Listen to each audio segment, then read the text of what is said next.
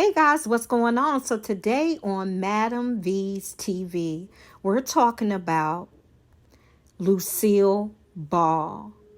Now, before I get into this video, I am not sure what is true or false in this video. I take the life, gossip, and tea from my findings online, in books, magazines, word of mouth, and I tell you some tales with some added tea. This is all for entertainment purposes. Now let's get into this video. So guys, this is Miss Lucille Ball. Okay, so we're going to talk about her today. You know how we do it. We're going to start off first with the tales of her life story.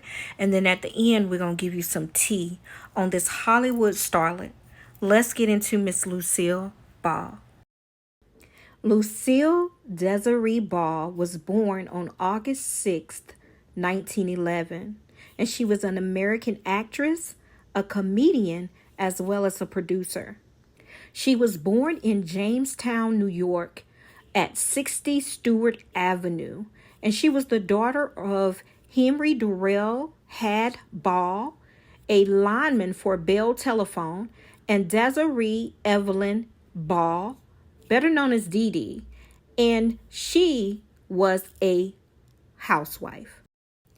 Her family belonged to the Baptist Church, and her ancestors were mostly English, but a few were Scottish, French, and Irish. Now, Ball's father's Bell Telephone career frequently required the family to move during Lucy's early childhood. They moved from Jamestown, where Lucy was born, to Montana, and later to Trenton, New Jersey. In February of 1915, while living in Michigan, Lucy's father died of typhoid fever at the age of 27 when Lucy was only 3 years old. And also at that time, Dee Dee, Lucy's mom, was pregnant with her second child, Fred Henry Ball. She was stated to say that she recalled little from the day her father died, except for a bird getting trapped in the house, which caused her a lifelong of ornithophobia, which is, of course, a fear of birds. Now, at this time, Ball's mother returned to New York, where her maternal grandparents helped raise Lucy and her brother Fred in Celeron, a summer resort village on a lake, and their home was at 59 West 8th Street, and it was later renamed to 59 Lucy Lane. Ball loved Celeron Park, and it was a popular amusement area at the time. All right, so 4 years later, after Henry Ball's death, Dee Dee Ball married Edward Peterson. While they looked for work in another city, Peterson's parents cared for Lucy and Fred.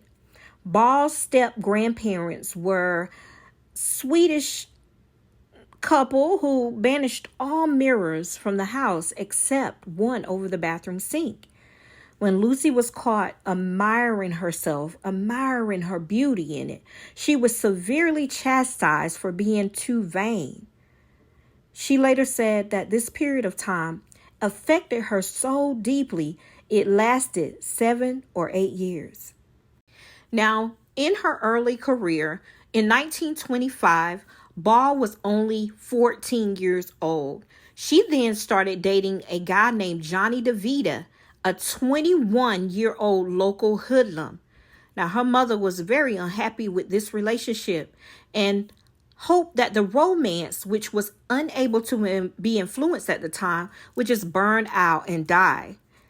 After about a year of her mother trying to separate them by exploiting Lucille's desire to be in show business, the family's meager finances, then in 1926, she then became enrolled in the John Murray Anderson School for the Dramatic Arts in New York City, where Bette Davis was a fellow student. Now, Ball later said about that time in her life, all she learned was in drama school was how to be frightened. Now, Ball's instructors felt she would not be successful in the entertainment business and were unafraid to directly state this to her. She was criticized very harshly, and Ball was determined to prove her teachers wrong and returned to New York City in 1928. And that same year, she began working for Hattie Carnegie as in-house model. Now, Carnegie ordered Ball to bleach her brown hair blonde, and she complied. Of this time in her life, Ball said, Hattie taught me how to slouch properly in $1,000 hand-sewn sequin dress and how to wear a $40,000 sable coat as casual as a rabbit. Now, in 1932, when she was 21, she moved back to New York City to resume her pursuit of an acting career, where she supported herself by again working for Carnegie and as the Chesterfield Cigarette Girl. She was using the name Diane Belmont. She started getting chorus work on Broadway, but it did not last long. Ball was hired, but then quickly fired by the theater impresario Earl Carroll from his Vanities, and by Florenz Ziegfeld Jr. from a touring company of Rio Rita. After an uncredited stint as a Goldwyn Girl in Roman Scandals, Ball moved permanently to Hollywood to appear in films. She had many small movie roles in the 1930s as a contract player for RKO Radio Pictures. But her first credited role came in Chatterbox in 1936. She also appeared in several Fred Astaire and Ginger Rogers RKO musicals. In 1935, she played in Roberta as well as Top Hat. In 1936, Follow the Fleet. And in 1937, Stage Door, one of my favorite movies ever, if I must say so. And as she was recording a particular film in 1940, Ball met Cuban-born band leader Desi Arnaz. She was actually filming the Rodgers and Hart stage hit Too Many Girls. They connected immediately and eloped that same year on November 30th, 2 months after that film opened up. Now, Desi was drafted into the Army in 1942, and he was classified for limited service due to a knee injury. He stayed in Los Angeles, organizing and performing USO shows for wounded GIs brought back from the Pacific. Now, Ball had filed for divorce in 1944. However, she and Arnaz reconciled, precluding the entry of a final decree. I wonder what was up during that time to make her do that. Let's keep going. On July 17th, though, in 1951, less than 3 weeks prior to her 40th birthday, Ball gave birth to her first daughter, Lucy Desiree Arnaz. A year and a half later, she gave birth to their son, Desiderio Alberto Arnaz, known as Desi Arnaz Jr. Before he was born, I Love Lucy was a solid ratings hit, and Ball and Arnaz wrote the pregnancy into the show. Do you guys remember that? I know you do if you are a lover of I Love Lucy. Ball's necessary and planned cesarean section in real life was scheduled for the same date that her television character gave birth. Now, back then, CBS insisted that a pregnant woman could not be shown on television, nor could the word pregnant be spoken on air. Like, really? And after approval from several religious figures, the network allowed the pregnancy storyline, but insisted that the word expecting be used instead of pregnant. Okay. Now, the episode aired on the evening of January 19, 1953, with 44 million viewers watching Lucy Ricardo welcome little Ricky, while in real life, Ball delivered her second child, Desi Jr., that same day in Los Angeles. And this birth made the cover of the first issue of TV Guide for the week of April 3rd through the 9th, 1953. I actually remember this issue. Now, by the end of the 1950s, Desilu had become a large company, causing a good deal of stress for both Lucy and Desi. On March 3rd of 1960, a day after Desi's 43rd birthday, and one day after filming the final episode of the Lucy Desi Comedy Hour, Ball went and filed papers in Santa Monica Superior Court claiming married life with Desi was a nightmare and nothing at all as it appeared on I Love Lucy. Honey, the tea. Now, I'm going to come back to that. But on May 4th, 1960, they did divorce. However, until his death in 1986, Arnaz and Ball remained friends and often spoke fondly of each other. Now, her real-life divorce indirectly found its way into her later television series, as she was always cast as an unmarried woman, each time a widow. She then remarried Gary Morton, 13 years her junior, and they were married on November 19th of 1961. They had homes in Beverly Hills and Palm Springs, California, and also in Snowmass Village, Colorado. And they were married until her death on April 18th of 1989. Now, on her death, Ball was admitted to Cedars-Sinai Medical Center in Los Angeles after experiencing chest pains. She was diagnosed with having an aortic aneurysm and underwent surgery to repair her aorta and a successful 7-hour replacement. But shortly after dawn on April 26, Ball awoke with severe back pain, then lost consciousness. She then died at 5:47 a.m. Pacific Standard Time at the age of 77. Now, doctors determined that Ball had succumbed to a ruptured aortic aneurysm not directly related to her surgery. A greater incidence of aortic aneurysm is seen in cigarette smokers, and Ball had been a heavy smoker most of her life. She had 3 memorial services, and she was cremated, and the ashes were interred in Forest Lawn, Hollywood Hills Cemetery in Los Angeles, where her mother was also buried. And in 2002, Ball and her mother's remains were reinterred at the Hunt family plot at Lakeview Cemetery in Jamestown, New York, in accordance with Ball's wishes to be buried near her mother. Her brother's remains were also interred there in 2007.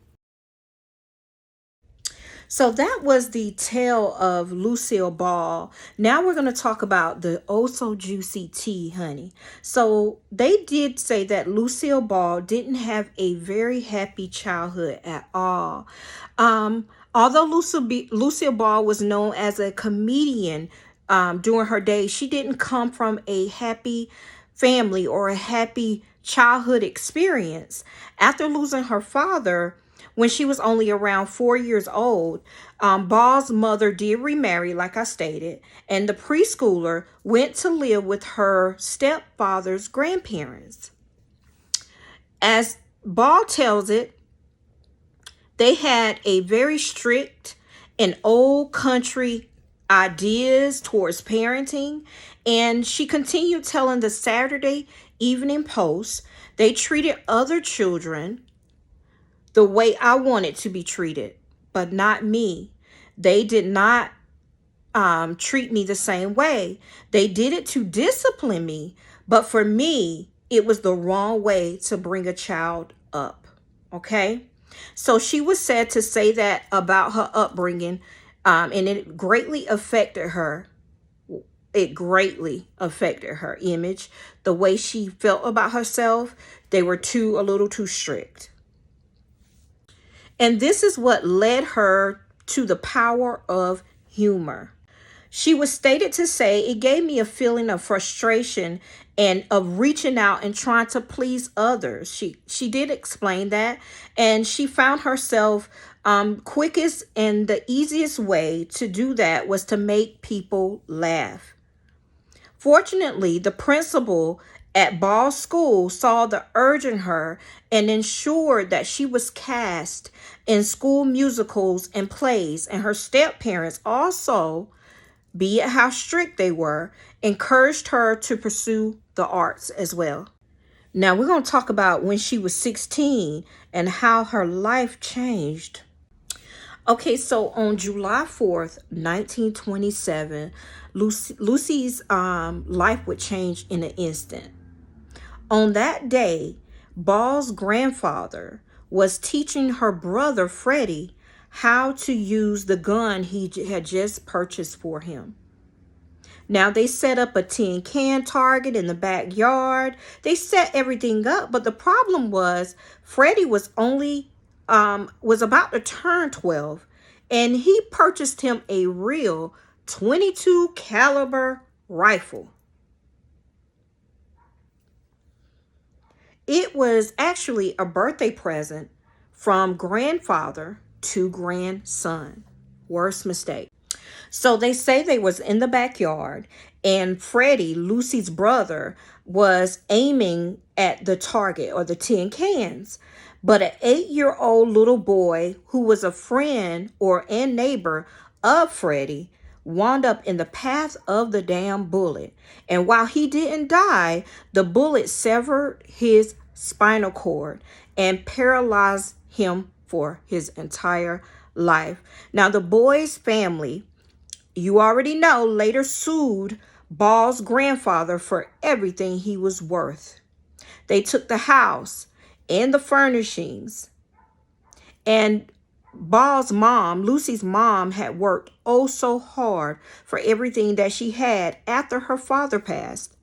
She was stated to say that my grandfather never worked again. She added that it took the heart out of him when he was sued. But if you think about it to today, you never buy a child a gun. Now, y'all know that Lucille Ball, even high-powered she was actually in the beginning a starving artist searching for work. Now, y'all know that pregnancy wasn't talked about at all, and she was very open to pregnancy loss. She was one of the first ones known for appearing on television while visibly pregnant. Y'all remember that? In fact, she was one of the first women to ever do that. At that time, it was taboo, like nobody wants screwing. And it was to the point where she and Desi Arnaz had to get permission from the network to acknowledge the pregnancy on screen. They also needed a priest. They needed a minister, a rabbi, which sounds like the makings of a bad joke, to sign off on each episode. Like, really? What's lesser known about Lucy is that she was also candid about having a miscarriage, which occurred just after she and Arnaz dreamed up I Love Lucy. In fact, one of the reasons they took their photo show to vaudeville was to help her cope with the loss of that child. And Ball, by no means wasn't shy about discussing her pregnancy or her birth experience either. She was known to say, "Our first child, Lucy, had been born by cesarean section." Now, that was taboo, not talked about. And little Desi was delivered cesarean too. If you know your baby is going to be a cesarean baby, it helps you call your shots. She was stated to say that, even though it was one of those hush-hush moments in Hollywood. Now, another thing is, in real life, Lucille Ball was quite serious, even though she was one of those comedians. Now, if you've ever watched I Love Lucy, you're likely to think that Lucille Ball was just as much of a cut up off stage as she was on the stage. No, sir. She was full of contradictions, which is always for a good story. She was full of a contradiction. She was a funny actress who couldn't tell a joke and was quite serious in real life. Maybe she was one of those people that when she spoke, it seemed funny, but she was actually being serious. I know a lot of those people. She was very solemn as in a person. Ball didn't necessarily want the clout that she had in Tinseltown. She became one of the most successful businesswomen in Hollywood, yet she was never comfortable with her own power. Now, the tea with her and Vivian Vance, who played Ethel Mertz, and William Frawley, who played Fred Mertz, were also fixtures in the pioneering comedy I Love Lucy.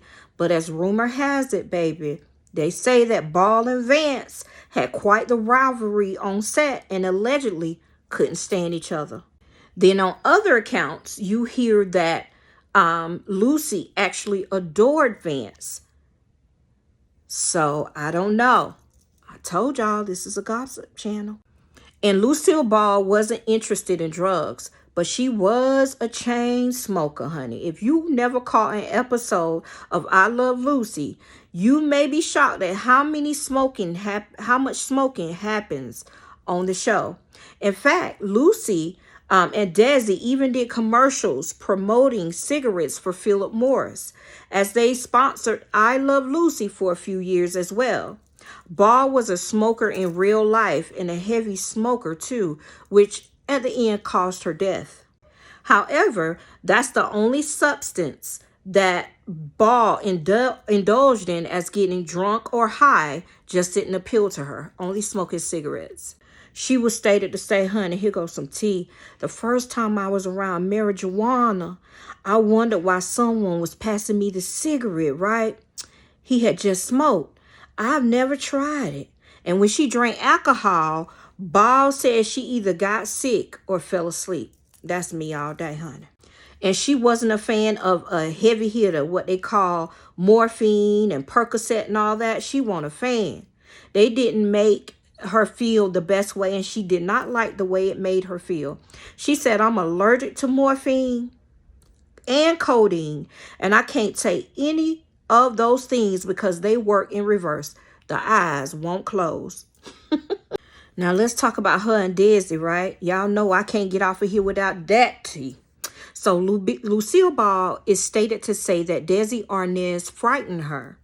Now, they're easily one of the most iconic couples in Hollywood, and they actually normalized interracial marriages in television. Ball was Caucasian and Arnaz was Cuban American, honey. She was stated to say he asked me for a date on that night when they met, and pretty soon they were married not too long after. She said that marrying Desi was the boldest thing that she had ever did.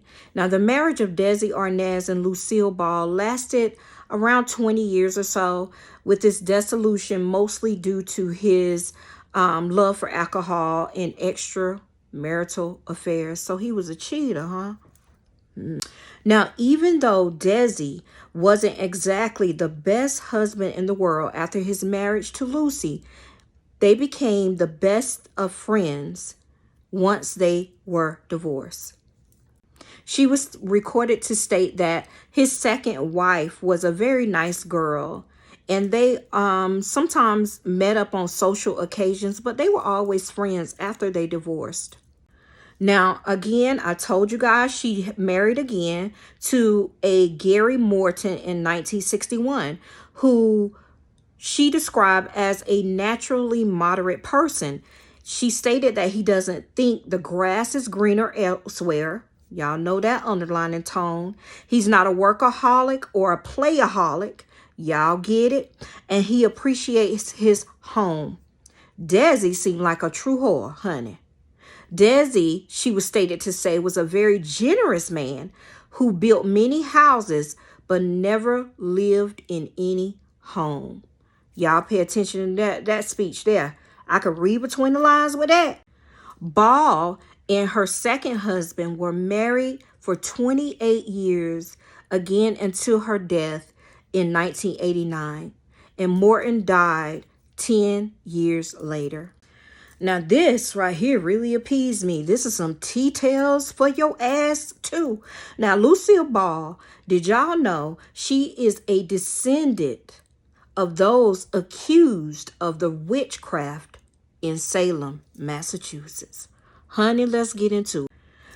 Now, in the late 17th century, the notorious Salem witch trials were conducted in Salem, Massachusetts.